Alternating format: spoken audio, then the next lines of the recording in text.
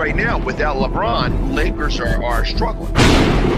Let me tell you about a team I hate, all right? I know the Dallas Cowboy fan is here, so I had to make sure he knew how much I hate this team. I'm ready. I've often said that the people who run baseball, they try very hard to ruin it. I'm from Brooklyn. I don't have a problem saying it to his face. Oh, I'm from Brooklyn. Hey, get any...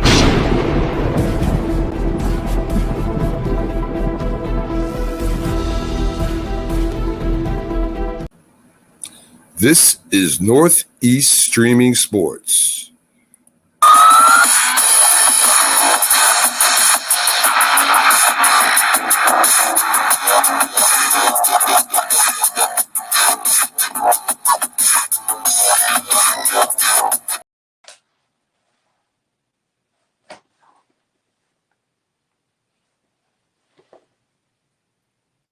Good evening out there, everyone. Welcome to another edition of NESSP Sports with your girl, Sonja Pearson. First of all, let me go ahead and start it out. Today is January 16th, 2024. And I just want to give a personal shout out to all of my sorors across the world. This is our 104th anniversary. Happy Founders Day to the also lovely ladies of Zeta Phi Beta Sorority Incorporated. Please share this stream. I have a special guest. You see him sitting here to my right or to your left, depending on where you're looking tonight. Let me give you a little clue of who he is.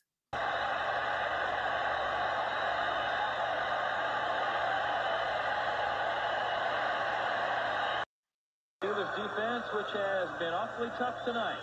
After Jeff Rutledge at the moment, as he steps up and completes it.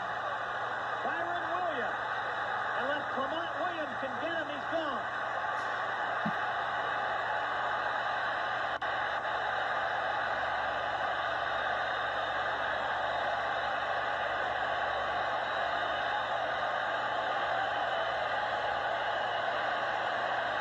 "87 yards for number 87.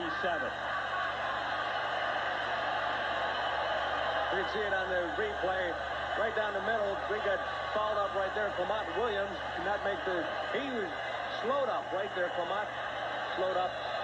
Now he's got to put the burst on, and there's no way he can catch Byron Williams. Looked like Sam Washington there making the attempt at the shoestring tackle on Williams.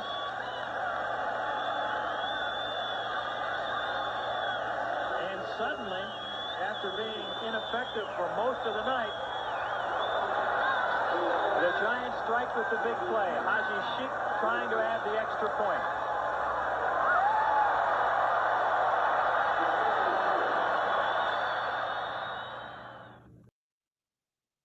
That's right, ladies and gentlemen. I have the absolute pleasure of having none other than Green Bay Packers draft, New York Giants on, Detroit Lions on, Philadelphia Eagles, Indianapolis Colts. He's been throughout the NFL and beloved none other than Mr. Byron Williams. Hi, Byron. How are you this evening? How you doing, Sonja? Thank you for having me. I'm doing well. Down here in the cold weather in the state of Texas right now. You guys got some cold. That's like so uncanny that most of the nation is experiencing the same. So you're staying warm, I take it, since you're here with us. I'm staying warm, and congratulations on being a Sarah, and congratulations to your Founders Day, and what a pleasure to celebrate. You know, it's good to be here today with you guys, and look forward to talking football. Yes, thank you so much, Byron, and thank you for those accolades. Now, let me just tell you a little bit about Byron before we get started. He is absolutely a gentleman's heart throughout, even post the NFL. Just a little bit about Byron. He's played in both the American and Canadian leagues. He has a love and dedication to the football field that has led to his post-NFL passion hosting and directing youth football camps for prison kids. He's the founder and owner of Football Mini Camps and BW Sport LLC, a community organization committed to helping youths perform to the best of their abilities through premier football mini camps. He is a youth sports ambassador for United Youth Football. I'll put those websites in the chat, as well as he's founded the Best Wishes Foundation. That's going to be bestwishesfoundation.org, where he has a charitable organization focused on raising sports-related healthcare awareness and advocating for a safe environment for youth to play sports. Williams and his team go into local schools where they host motivational speakers to speak to underprivileged kids. And to learn more about it, please visit anytime bestwishesfoundation.org. All proceeds from Byron's investments and activities with Go Sleeves also go directly to Best Wishes Foundations and Texas NFL flag football. Byron has been an active member of the NFLPA. You see him wearing his logo on his shirt, the Dallas chapter. And he was the acting president from 2010 to 2014 and was recently reelected as the current president for another 2-year term. He has also been an active NFLPA board member from 2014 through 22, and he was elected as an NFL-wide executive committee member with NFL team representatives in December 2022. So yes, Byron, very well accomplished on and off the field, more so off the field now. Still looking youthful, still looking like you go out there and run those yards. Congratulations to you for a stellar career in the NFL. And more so importantly, congratulations to you to continuing paying it forward for our youth, for our future. You and I talked offline before we are live now, and you clearly have a great spirit and a passion for our future. You're a godly man, and for that, we are so thankful. So thank you so much for joining me on tonight. Thank you. You're very awesome, and thank you for having me. I heard so much about you with our team, our broadcasting team. So congratulations on all your success as well. So it's always good. You know, they say iron sharpen iron. So it's what this world is all about. That's right. Thank you so much, Byron. So, all right, we got you a good introduction in. And everyone, I'll put that website in the chat a little bit later on. Again, that's bestwishesfoundation.org again, so that you too can see how you can go ahead and support Byron. I certainly will be doing so. And good evening to our audience members on every platform. We're on YouTube, Facebook, Instagram, and StreamYard everywhere. So I say good evening to everyone joining us, including my sister Earlene out of Richmond, Virginia. I know she's cold up there. Just said good evening to us. And so everyone share and share.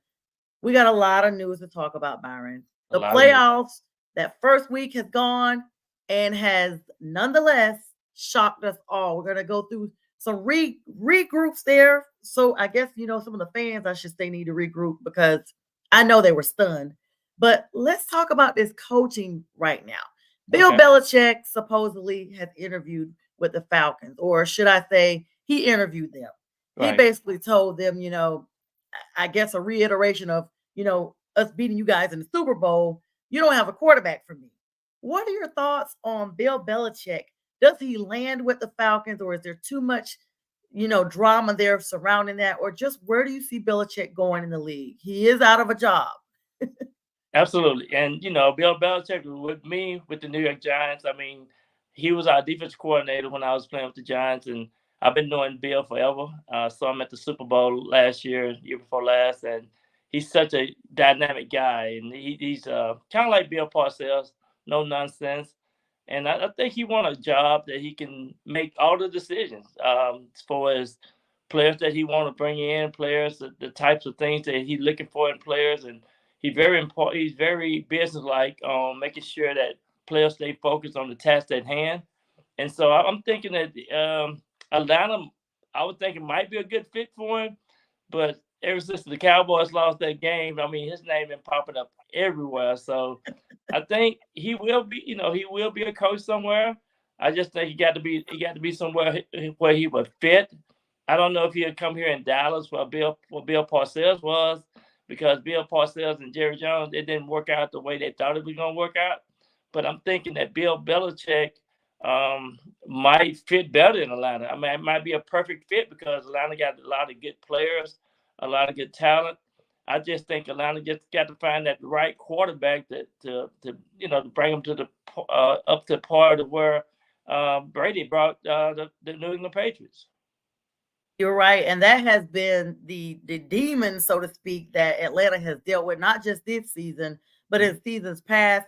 We know they just got rid of Arthur Smith, who finished the last 3 seasons, every year that he coached, 7-10. And so there has to be an answer. It's definitely not Ritter. Mariota walked when they benched him last year and brought Ritter in. They got Taylor Heineke from the Commanders, who was also a Carolina Panther, and he's just an interim, to be honest. He's not a franchise quarterback at all. Right. There is so many issues that not only them, but a lot of teams right now, Panthers included, we have a quarterback, but our front office is a mess. General manager, coaching, offensive coordinator, like you name it. And I just heard today that the Saints also fired their offensive coordinator. I thought it would be their coach, but it was the offensive coordinator today. Yeah. So the NFC South, just with that in mind, appeared to be in shambles, but Tampa Bay has moved on, and in fact, unseated, who a lot of us thought at least midseason was a formidable team for the Super Bowl, and then they lost the last 5, and then 6 of the last 6, and 6 of the last 7, and there's something going on in Philadelphia. I don't know. It has to be beyond Jalen Hurts' finger. What in the world is going on with that loss? Tampa Bay moves on. Yeah, they right now they're saying the defense coordinator and offense coordinator, of course, they are inconsistent with play calling. Seem like the players are not all in. Seem like they lost a lot of momentum. Whenever you lose 6 of the last 7 games, like they have, and the Giants beat them the last game of the season, and then they finished 5th in the NFC division. That speak that there's something internal. I mean, it should start with the head coaches, and of course, they're gonna be pointing fingers, and expectation is huge. And one of the things that I know as a former player, once you go to the Super Bowl, it's hard to repeat or go back to the Super Bowl. So, Jalen Hurts, he fell off on how he was playing from the first 11 games of the season to the last 6 or 7 games. So, I think he might have got sick towards the end. And then, of course, those injuries, the fingers injury and things like that do affect the player. But yet, they have a lot of inconsistency in the play calling and being consistent on, bringing these players, make sure these players are focused. And a lot of things, too. I always look at the defense, and I always look at the special teams, especially when you hit the playoffs. You got to be consistent, and you got to have a good running game. So they seemed like their game plan was really fell through at the end of the season, and they were playing with no momentum. I mean, for them to play the way they were playing and making the stupid mistakes, and I understand AJ Green went there, so it was a lot of things that happened that I think wasn't the head coach's fault. There's a lot of things that probably consider that affected the team more so than anything else. So, yeah, and I think that the fact that AJ Brown was out did actually shape them a little bit more than what they thought. Yeah. You mentioned that Jalen was sick. We saw that he traveled separately back when they played the Seahawks. He was sick with some viral infection. And we know sometimes people kind of linger with that long after the quarantine or what so have you.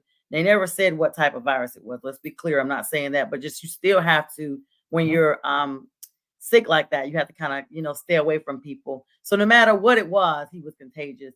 But we saw him play in that game. We saw the momentum. You as a player had to have played at some point in your career sick, under the weather, headache, what have you. What type of toll does that take on your body when you're out there trying to play in that type of environment? Now, back then, it wasn't as cold as it is now, but you have to think with the time travel. I know Jim talks about that a lot. Jim Jeffcoat, who's on the Big Sunday Morning Football Show, talks about the time travel as well that could take a toll on your body. And when they're traveling literally by coastal, what are your thoughts on that? Do you think that had anything to do with as well as him being sick? And how would he even rebound from that? Because that's been a few weeks now. Right, exactly. Yeah, I know the team went out to Seattle the day before, and he went the next day on a separate flight. It really, playing sick or playing with a bug, having to take all that medicine just to get back up to par. Your body loses a lot of fluid. You're feeling weak, lightheadedness and things like that, dizziness sometimes, and you're not can play 100%. So even if you're playing 70% or 80%, that still takes a lot with his responsibility on play calling and making sure that the offensive line and the receivers are all on the same page. And sometimes you have to take do the audibles, the way you have to change play in the middle middle of the call. So I think that affected them. I think that was part of them losing a lot of momentum. I mean, you have to go and win games like Seattle. They was all running, trying to get in the wild card, either get the division champion or either get in a position to be in the playoffs. And so it's very important. And that you could tell that it was just a different type of game for him when he was having to go out there and he would come back and sit on the bench and be by himself. And, so it was unusual to see that type of situation. So you definitely, I felt sorry for him, but yet, I think the trainer and the coaches and the medical staff need to be on the same page when something like that happens. And that's what I was going to say as well. It literally was. I'm not an Eagles fan or dislike or whatever, but I do like Jalen Hurts, and it was really sombering to see him in that capacity. Jason Kelsey, we saw a different glimpse of him at the end of that game. Tearful, emotional. I think it went a little bit beyond the fact that they lost. Jason hinted around last season about not coming back. There's been conversations. Will this be, in fact, it? He's even made conversations in the past like, hey, when it's it, you guys are going to know. Saw him hugging the offensive coordinator before he left the field and, in fact, shaking a couple of fans' hands. Have we seen the last of Jason? I think so. I think, 7 Pro Bowl season. This was his 12th year, 13th year. And I think that, football do take a toll. So when you get around that 35, 36 year old type of football player, you have to make decisions. It's a year in and year out decision. And I think today I thought a couple of news reporters said they think he has retired. And and so I just think that, unless they can find a good center to come in and play, or they might can talk him to come back for this next run. I still think Philadelphia got enough in the tank that they can be a Super Bowl contender. Because I think, the Giants and the Washington team, and of course Dallas, I think the Eagles still can be on top of that division, the NFC East. So I'm thinking that I think Jason will still might make up his mind, but when you lose, you have that thought, say, I'm tired of this. I think I'm finna move on, do something else, focus on my family, et cetera, et cetera. But I'm thinking too that he might have had enough. Yeah, he looks like it. We kind of saw that just a little bit. I think he was motivated in the last Super Bowl run when he knew he was playing his brother in the Super Bowl. And I think the hypeness around that, I think that was the reason why he stayed even then, knowing that it was kind of making history with both of them being there. They did ask Jalen Hurts, did he know anything about Sirianni possibly leaving? And he gave a very vague answer. He was like, oh, wait, he's going somewhere. But they asked him, would you mind, would you want to play for him? And he still never really answered the question, unlike Mike Tomlin's guys. Cam Hayward was like, no, I don't want to play for anyone else. TJ Watt, even though he's injured, I don't want to play for anyone else. They were adamant. Mike Tomlin has 1 year left on his contract. But that wasn't the same vibe with the Eagles. It was more like Jalen Hurts said, yes, some of this is on me, but we're messed up across the board. Does Sirianni come back next year?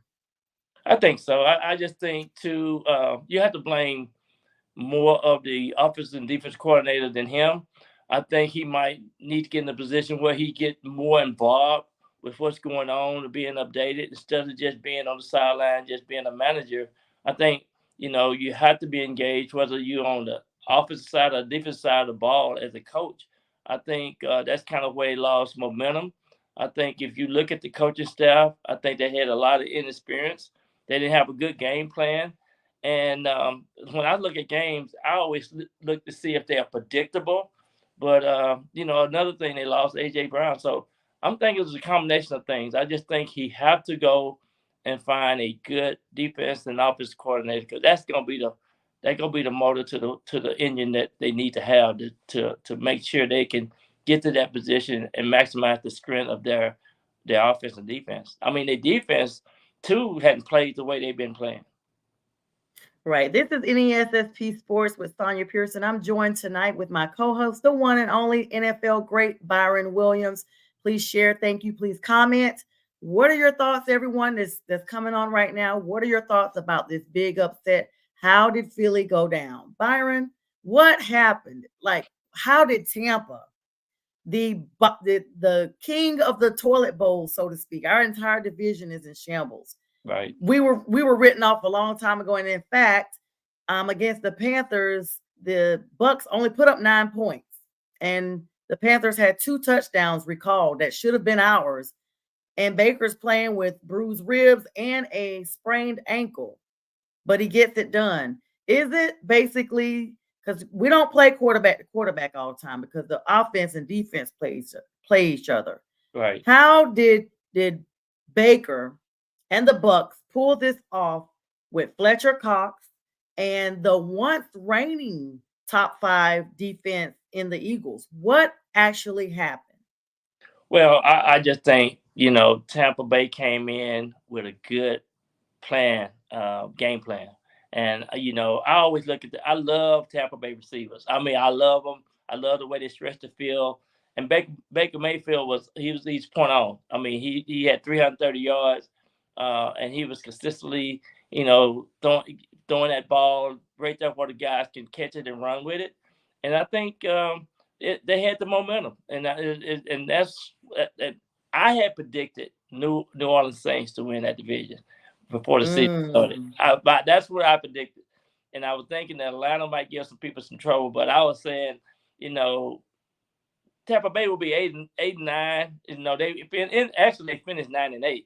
But my point was that division could have went either way with those teams. Either way. I mean, Atlanta could have made the playoff, Tampa Bay, New Orleans, and everybody slipped the Panthers, I think. But anyway, to make a long story short, I hate to say that about the Panthers. I know you're the Panther fan. Yes, but, okay. They got great things. I think they're going to have some great things ahead of them as well. But Tampa Bay, they took advantage of playing at home. And that's another thing. I think, too, when you plan in the postseason, in the playoffs, playing at home is so important. If you stop to look at it, Sonja, every team that won, that played at home, won except the Cowboys. I was just about to get to that. You were right. You read my mind. And the Cowboys have been notorious for losing on the road. Exactly. Yeah. And this time it was the opposite. Right. Speaking of, what happened to the Cowboys? Well, I think the Cowboys were full of themselves. I think they, I think they took Green Bay lightly, and you got to give credit to the head coach in Green Bay and the way they had their game plan. I mean, Jordan Love, man, high quarterback rating, 3 touchdowns, no interception, didn't turn the ball over. And plus, when your defense can score, and they got a couple of interceptions, when you can score a touchdown in the playoffs, you can always have the advantage. And with the momentum. And so they got a jump start on the Cowboys, and Dallas they are so predictable. I mean, when you go to the playoff, you change up everything. And so, yes. That was trying to force the ball into CD land. I understand CD is a great talent, but man, you got to use some of this other talent, then come back to CD just to get things loosened up. But CD is always double coverage. But it was just a nightmare for the Cowboys. I mean, it just living here in Dallas and seeing these Cowboy fans cry and take off their clothes and throw their helmets and their paraphernalia in the trash. I hate the Cowboys. I'm telling you, it's fun to live here and see the things that happen. So, but for real, I think the Cowboys just got out coached. They got out coached, and we have some comments here. My cousin Laverne, who's also a soror. Hi, Laverne in Charlotte. Hope you're staying warm up there. And my sister Anissa has logged on. She's a huge Cowboys fan. So is my sister Erlene that I mentioned earlier. It was rough, and you're right. Jordan Love made history, 300 yards plus 3 touchdowns for Green Bay. No interceptions. Jordan Love looked amazing. And so, like you said, I can only imagine they thought, so this is the opposite. When Cowboys fans realize they haven't won, and I've seen this, I'm not calling any names because they may be watching. My family, a lot of Cowboy fans, and because we didn't always have the Panthers, but they're like, okay, Dak has to go. Like clean house. They're already letting it, as soon as it started looking bad. The rug was pulled out from under them. Does Jerry Jones ever see another championship? He's getting up there. He was 59 when they won the last Super Bowl. He's 81 now. He's 81 now. And that's what they were talking about. So I'm thinking that he will, if he get the right coach or if he get the right personnel. They have to have some type of makeover, because what they have now just cannot get them to the next tier, and that's to go to the Super Bowl. Oh, and Linda says hi to you. And yes, everyone, Byron is the co-host of J&B Talking Shop with Jim Jeffco. We mentioned Jim earlier, but she told me not to ask you about your playoff picks because you're tied with Pags and you lost, or you're in last place. And we know Pags is grieving. So I texted him. I saw him on TV. In fact, they made I have to go back to this real quick. They made a meme out of Pags on NFL memes. Like he's trending right now. And I love Pags. Pags is awesome. But I'm giving him some time before I reach out, just like I really didn't want to say anything to Jim, but I did talk to Jim a little bit through chat this morning. And everyone, yes, reminder, our producers are logging on. Miss Linda McGrath. Hi, Linda. Please watch on Roku and look for Northeast Streaming on the platform. And then you will find all of their wonderful shows 24/7, the best streaming platform out there. Cannot go wrong. And Anissa saying turncoats. So Byron, so we still have to dig into that. Unfortunately, you know, everyone's saying, my sister says I'm in mourning, but I'm not doing all that. DC4L, you know, is Dak their quarterback? Every year they're 12 and whatever. 12 and 5. The last 3 years, last 12 three, and 5. 12 and 5, 21, 12 and 5, 22, 12 and 5, 23. San Francisco has been their kryptonite every time, but they didn't even make it this time. Right. And so is Dak their quarterback? I think Dak is. I mean, I'm a fan of Dak.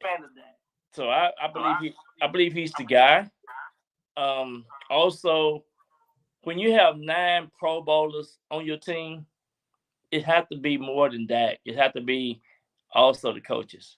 So Mike McCarthy is probably gonna be gone, to be honest with you. I was gonna ask you about that. And I think Dak just need to get another thing Dallas don't have that other team have. I think their special team is kind of so-so, the special team play, as well as the linebackers.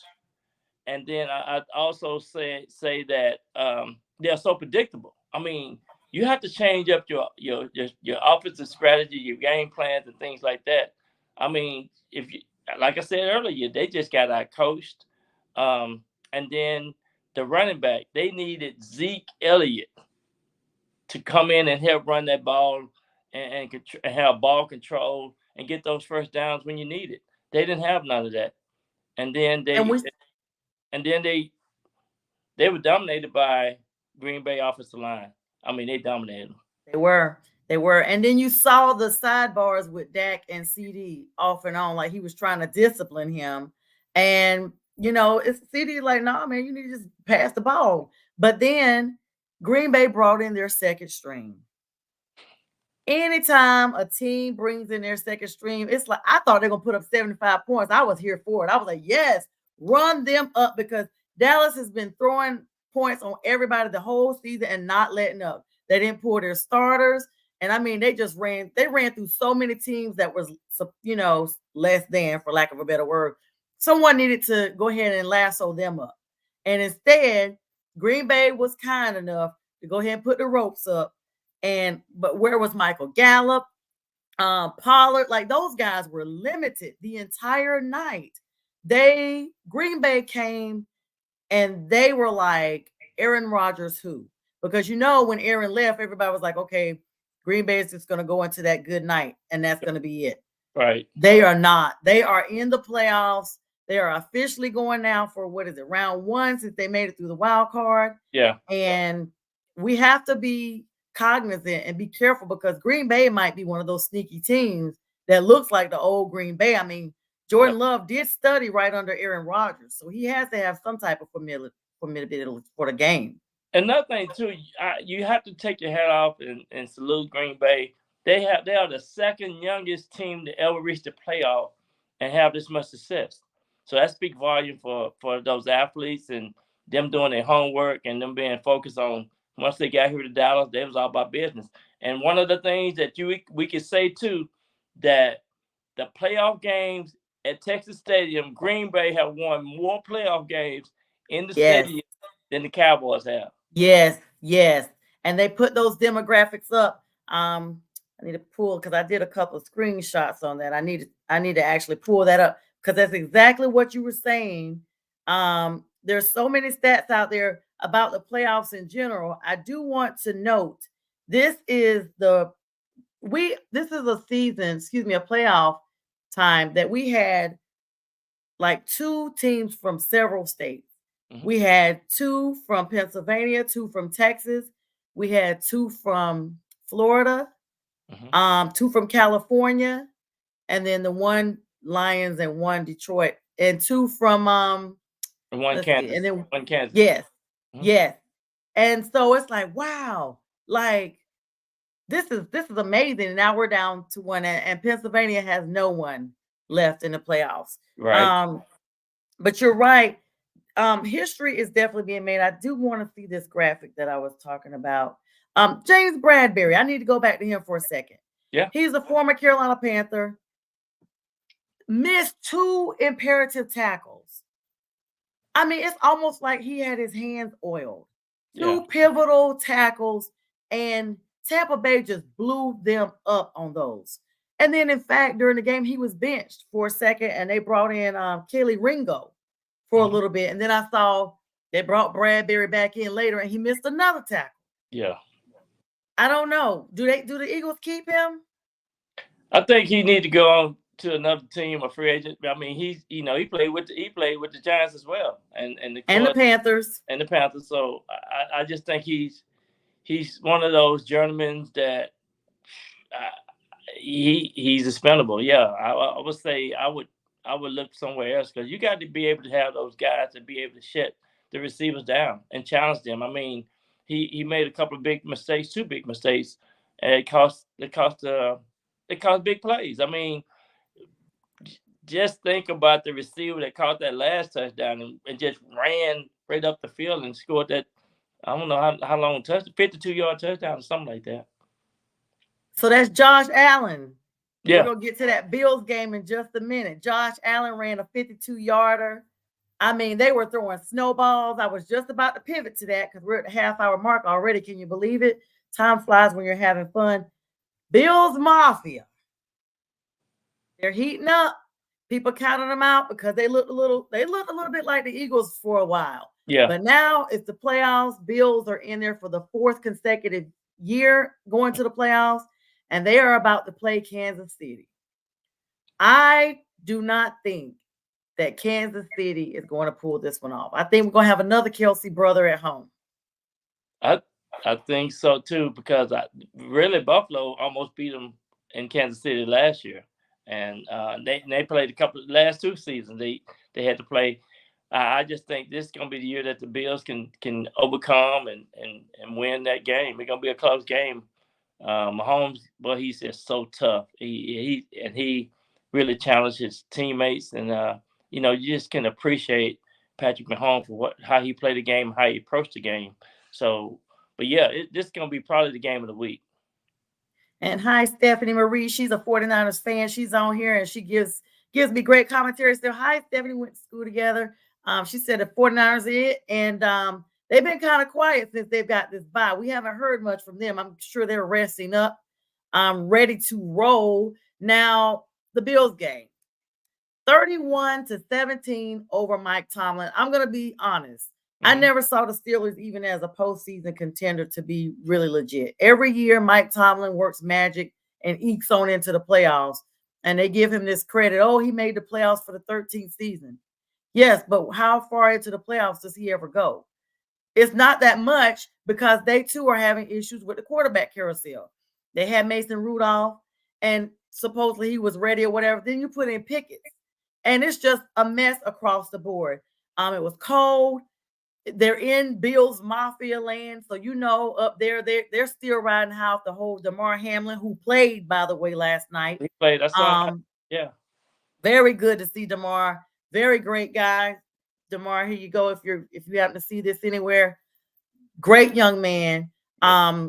Great, blessed of what God's done for him, that he's come back and been able to still play, and that the Bills organization, hung in there with him to allow him that.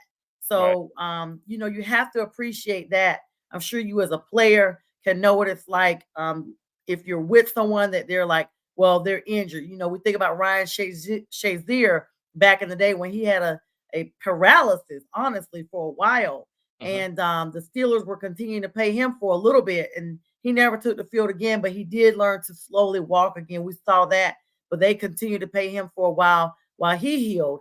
But to me, during Ryan Shazier's time was the last great time we saw the Steelers. Right. I wasn't too keen on Roethlisberger because I felt like he just was kind of like the face of the team. I felt like he wasn't even really, to be honest with you, in shape to be a quarterback. He was probably he looked like the Big Ben clock, like they called him. Yeah. But what in the world? Like this, Tomlin has confirmed he's coming back. That did come out today, even though last night, the press was, on him, and he walked out. He's. I grew up around Bill Parcells, and he kind of, when he did that last night, that reminded me of a Bill Parcells moment, because the media can get you really, can ask you some of the craziest questions or say some of the craziest statements. And, right now you just lost this playoff game, and you're trying to see what you need to do to, to make sure that you can, just be that leader and that coach. And Mike don't deserve that. Don't ask some stupid questions. He don't want to hear a stupid question. Him and Bill Parcells, Bill Belichick, these guys, they've been around long enough to know, been coaching 17 plus years in the NFL or whatever. I just think certain things that they don't want to entertain. So when the reporters was asking them, what you think about you retiring? Are you coming back? Blah, blah, blah. That's not the time to ask those type of questions. Exactly. That's how I see it. They actually had that young lady on ESPN today. I can't remember her name, but they got the actual person that asked the question. And she was, no one wants that. Sometimes it's about showing an ounce of compassion to your fellow humans. Just be, who you are. That could have waited. That literally did not even need to be that question there. He's literally like, hey, I'm just trying to console my guys. We just lost. And to that end, they clearly don't have their quarterback figured out. Do the Steelers trade around to try to get a higher pick? I know they probably won't get Caleb Williams. He just declared for the draft on yesterday. USC's own is projected to be the number 1 pick in the draft. Will the Steelers get them a quarterback from the draft, even if it's not Caleb? Or do you think they'll shop around, try to get one of these vets that's somewhere as a backup? They might shop around and get a vet. I think right now they want to go immediately until that Super Bowl March. I think, with T.J. Watt got hurt and things like that, they went 100% full force with their personnel. So I'm thinking, Russell Wilson, they got a lot of players out here now that you can tap into. They saying Justin Fields might get traded. It's all kind of things can go on in the offseason between now and the draft in April. So I'm thinking that I think Pittsburgh might be sitting in a good situation to where they can get somebody to come in immediately, put them up in the next tier for the championship run. Yeah, they were talking about before. So the one thing about the Steelers, they don't fire coaches. They do not have a history of firing anyone. And they keep coaches very long tenured. Mm-hmm. And we know that Mike Tomlin's been there 17 seasons, one of 17, those. Yeah, 17. Mm-hmm. 173 games he done won. He lost 100 games and 2 ties. See, there you go. So they may extend him again. He has 1 year left on his contract. He said he's definitely coming back. I know they spoke about his daughter getting in college in Virginia, I believe it is. Mm-hmm. And so he had contemplated, at a minimum going to another team so he could be closer to her. But honestly, Pittsburgh is not that far from Virginia.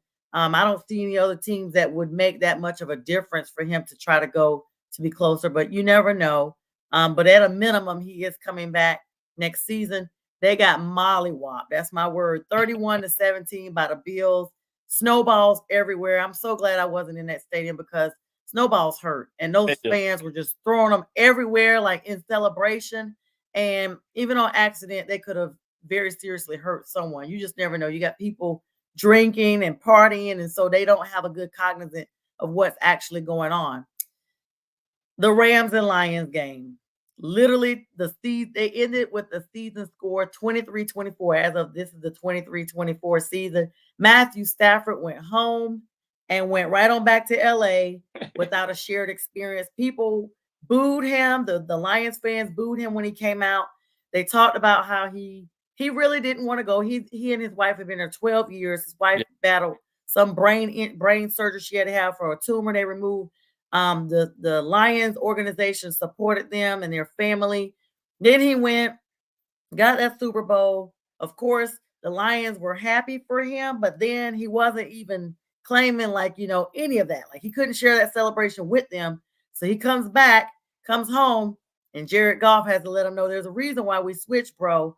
I'm going to take care of you by 1 point. In fact, all the way down to the last play of the game, Jared Goff looks like he was going to run another play. He spiked it. We're done. I was like, wow. Jared was just like, no, you thought we were going to take it. Unlike the Saints who ran the play against Atlanta a couple of weeks ago.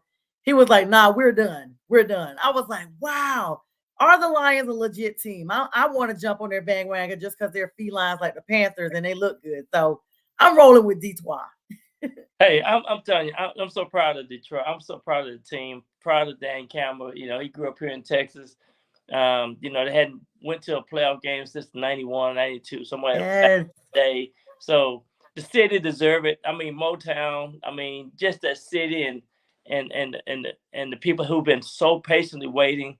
What an awesome victory. And to be, the week before that, we're going into the playoff. They lost that game to the Cowboys. They still had that hanging over their head. So it felt like they were cheated too. Let's be clear.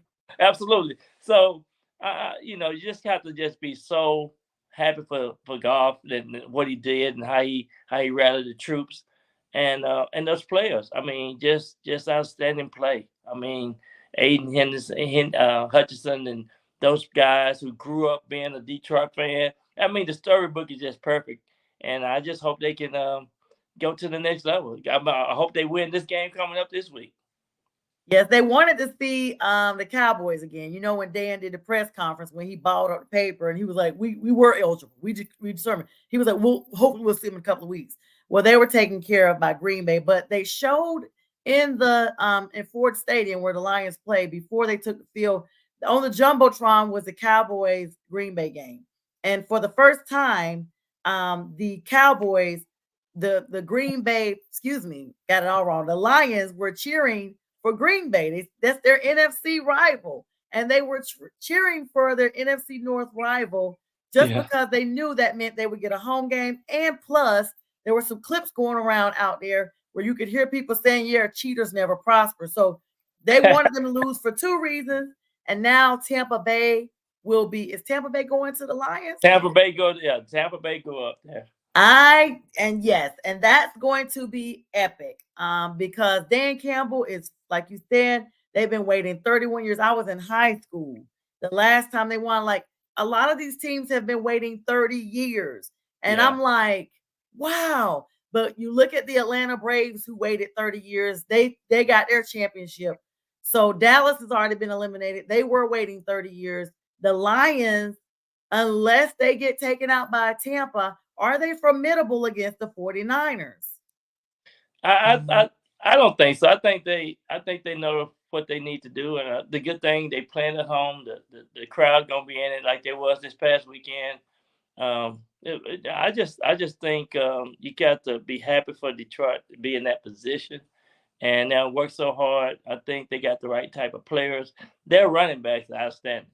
They got 2 good young running backs that can play, and of course St. Brown is a sweet receiver. So they got pieces. Yeah, they got pieces in place. They really do. So I'm excited for Detroit this year. Sometimes it's that turn. So I'm happy for them. And we talk about the 49ers a lot, but let's be clear, they have to face Green Bay on Saturday at 8:15. And Green Bay is not to be second guessed. Just like they took down the Cowboys, Green Bay was on the road. Now the 49ers, even though they're rested, we do not know what that picture is going to look like until we actually get here. We're going to be looking for the injury report that should be coming out towards the end of the week. No big news on that right now, but Green Bay is one of those teams that you do not want to see upset, because if they are able to overcome the 49ers, they may be the same ones that overcome everyone else and go all the way. Switching gears a little bit to the AFC, the Texans, CJ Stroud, D'Amico Ryans, both rookie coach, rookie quarterback. What CJ Stroud has done down there in Texas as a rookie quarterback, completely turned that franchise around, is now going to be facing the Ravens on Saturday at 4:30. I am on upset alert. I know Lamar and them. Yes, I know Lamar and them have been putting the beat down on. They beat down Miami and left them in shambles to the point they couldn't even perform in the playoffs and everything. And that's just what they do. But I really think that the Texans are the team that's the most lethal team that no one's going to see coming. Absolutely. Their defense. I mean, look at their defense. Their defense been playing lights out.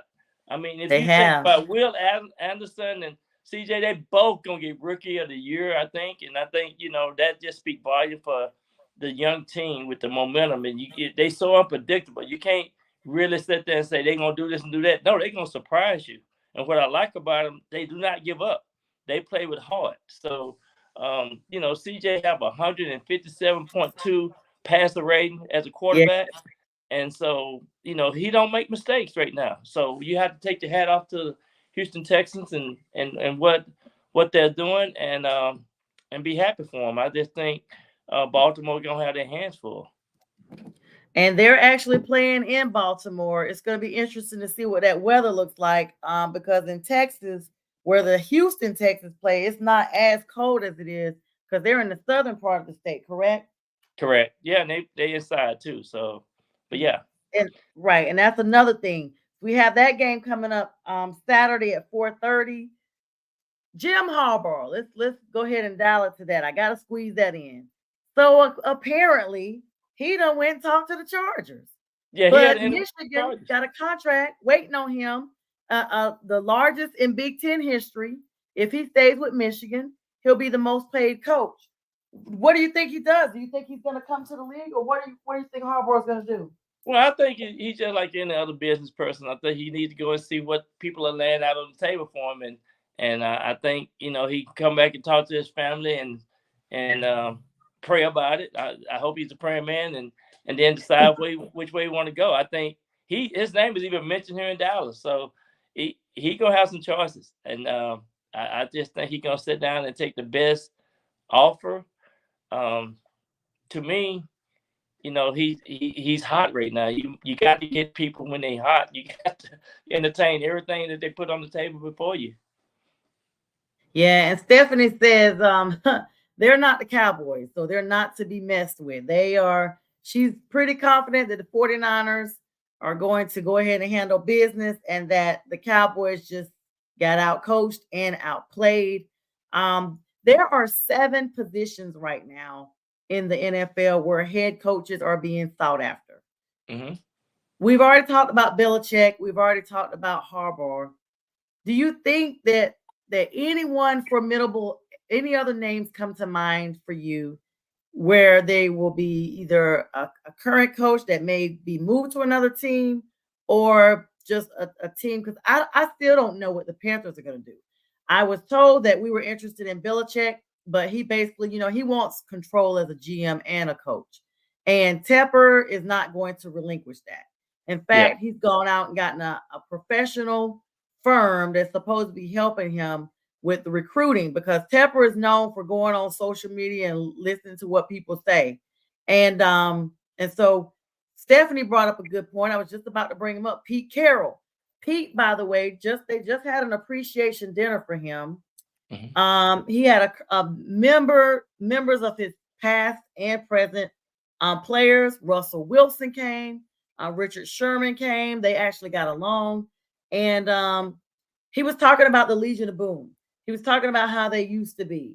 Pete Mhm. Carroll was downgraded to an analyst position, senior analyst position with the Seahawks, because Jim Jeffcoat has shared with us that team in the original owner's last will and testament, who is now gone on, Yeah. that team is supposed to be sold in 2025. And he, in fact, was released not because of coaching, even though they didn't look that good. He was released because of non-football reasons.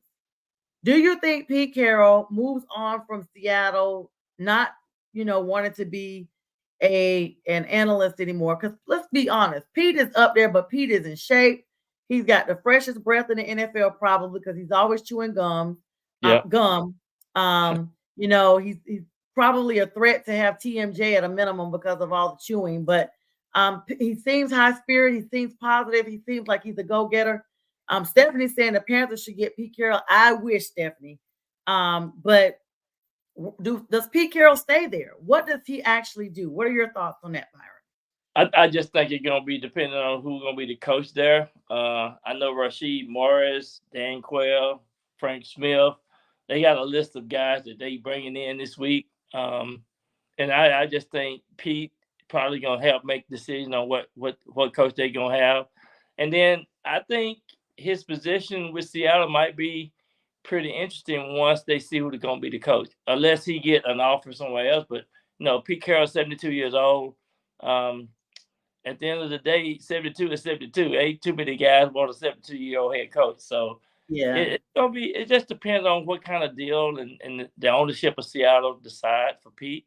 But all the players love Pete, so I ain't never heard nothing bad about him. So I think he's gonna be, gonna be a Hall of Fame coach eventually too. So, and that's what one of my classmates just chimed in. RJ, hi RJ.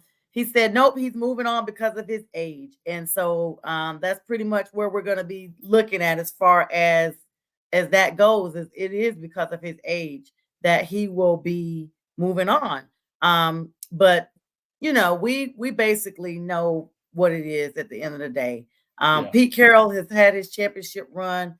You hate to see him go into that sunset and retire, but at some point he has to retire. He has to enjoy. Plus, he's the winningest coach in Seattle history, so that speaks volume for him. He is. So, in talking about him, the Panthers lined up about 17 people. They had a whole list of people. They had Dan Quinn was on that list. I know they talked about if McCarthy does not leave Dallas, that perhaps the OC and DC may leave. What are your thoughts on that? Yeah, I think that's probably gonna happen. I think Dan Quayle is gone. I think he's I met both of them last year, Mike and Dan. I was at an event with both of them last year, and I just think they ready for new blood, start a new chapter, and I think that's what's gonna happen. I think Dan is gonna get an offer probably in the next 6-7 days. I think. But they're saying they don't want him as a head coach. They're like, he needs to stay in the coordination department. He coached Atlanta, and I don't know. To me, he did better than Arthur Smith, but Falcons fans probably disagree with that. I think he did too. I think he did better than Arthur Smith. And they're saying Belichick's probably going to go to Dallas. I don't know. He's going to want a lot of control if he does, because right now Jerry is running things out there. He's very involved with everything, but yeah. Only time will tell. We've got just a few more minutes left here. Now I'll be on again tomorrow night at 9. Byron, tell us a little bit about your J&B talk show, Talk Sports, so the audience can know how to find you and follow you all. Yeah, we on every Wednesday night from 7 to 8, which would be 8 o'clock to 9 Eastern Time, Central Time. We 7 to 8. Jim and I've been on. This is our 3rd year, and we just talk about locker room football. He grew up in New Jersey. I grew up here in Texas, and I want to be a Cowboy. He don't want to admit it. He wanted to be a Giant, but we just have a lot of fun. We talk about a lot of things that that guys discuss for us locker room stuff. Jim talk about flying across the United States. I just think you just have to have have your legs in shape to go out there and run and play in the games. But we have a lot of fun. We challenge each other on things, and we've been doing it now. This is our 3rd year. So the J&B Talking Shop. And I love the show. I've shared it a few times. There's going to be on Northeast Streaming Sports platform as well. They come on right before me, y'all. So all you got to do is start an hour early and then come on into my show. I'm on at 9. And they come on throughout. I feel like I see you guys even more than that. It's a really great show. They, talk, all guys talk and everything. And so very appreciative for the show. You guys are super knowledgeable. And I watch y'all because, I got to know what I'm talking about when I come on here. So I take notes sometimes. Yeah, you could be a coach. You know your stuff. So applause to you and heads up for you for what you know. Football knowledge from your perspective is really good. I'm pretty impressed with that. I was telling you last night I grew up with 7 sisters and they thought they knew about football, but I have to say I met somebody that know more about football than them. So Byron, I'm humble. Thank you so much. That means so much coming from you. I just, I love football. I got into it with got into football really from my uncle, Edward Walker. He's gone on past a couple years before the pandemic. He was my dad's brother. So he was kind of like a second dad to me. In fact, I called him my uncle. I have like a little tattoo and it's a football in there because we watched games together and everything. But I got into it and still with it and still loving it. And so it's always interesting, never a dull moment. And actually we'll be delving into NBA and baseball news occasionally as well as college news. So it's definitely, exciting and I'm glad to be able. Now before you hop off of here, let's talk about your nonprofit and all of that. Tell us a little bit about what you do in the Texas area, as well as, the NFLPA and also your Best Wishes Foundation. Absolutely. As I got through playing pro football, I got into the track and turf business, put in 400-meter running tracks and turf fields, went to all these schools, and I decided to start my Best Wishes Foundation because some of the coaches say, Byron, we got these homeless kids.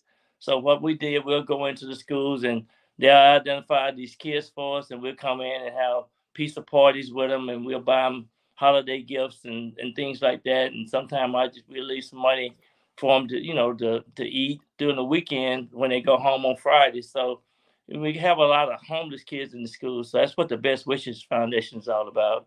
And then we go in and do football camps as well. We just had a pizza party the other day at a school that I went, and we did a football camp. I got another school next week. We're gonna go in and celebrate the whole school because they improved their scores on the toss test. And so we're gonna have a pizza party for the whole school over in Grand Prairie. But things like that I've been doing for years. I'm going back to my hometown and doing my 30th year football camp. We're gonna have Priest Holmes and a lot of guys, Jim Jeff, all those guys will be there this week. I mean, that week. It's the week before Father's Day weekend. So we're going back to just share our gifts, our talent, as well as tell them related story that they can associate with and let them know that inside of them they are tagged. I mean, they got special talent, special ability, and they're gifted. And once you find that, you can write your own history. So we're always trying to keep it upbeat for the kids to enjoy life. And that website is bestwishes.org, correct? bestwishesfoundation.org. Best Wishes Foundation. I'm putting it in the chat for everybody. bestwishesfoundation.org. That is so phenomenal that you are doing that, Byron. I'm sure that so many people have been blessed by you. You don't find a lot of people that give back and that make sure that our future is protected and invested in. And a lot of people are not aware of the homelessness and the hunger that a lot of children in our schools face. Often you hear about people saying they do food trucks and things during the summer when kids are at home. So it's good to know that someone of your stature can still look amongst us all and continue to serve. It's been an absolute pleasure to have you on with me tonight, Byron. Please come back anytime. It's been so delightful. And thank you to all of you. That's bestwishesfoundation.org, that you can continue to support Byron. He also has the girls flag football coming up, but he'll have all of that on his platform. Thank you, everyone, for being on with us tonight. Continue to be safe. If you're in the eye of this coldness and winter, stay safe and stay warm. And God bless everyone. Good night to everyone. Good night. Thank you. This is Northeast Streaming Sports.